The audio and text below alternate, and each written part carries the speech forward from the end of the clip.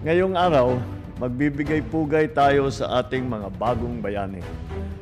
Kinikilala ng Bagong Bayani Awards ang kakayahan, karangalan at kabutihan loob ng mga Pilipino na sa kabilang ng pang-iibang bansa ay nagagawang maipakita ang tunay na pagka-Pilipino.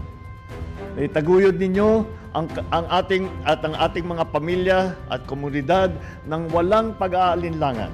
Ito ang diwang nais makamit ng aking ama, ang dating Pangulong Ferdinand E. Marcos Sr., nang itatag niya ang Bagong Bayani Award sa pamamagitan ng Letter of Instruction number 1320 noong 1983. So, papunta ngayon tayo sa today.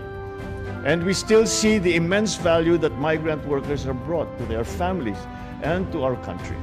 I am proud of the achievements that you have made.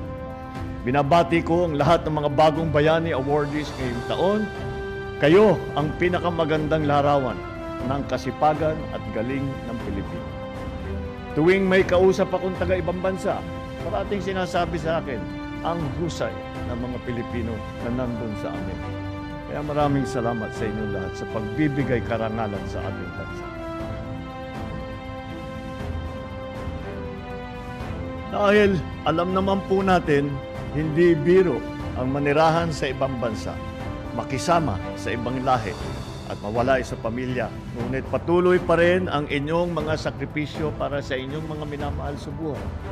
Kaya bilang suporta, asahan ninyo na nandito lang ang inyong pamahalaan. Through the Department of Migrant Workers, we shall continue to elevate protection, streamline services, and ensure that every OFW is treated as the hero that they are.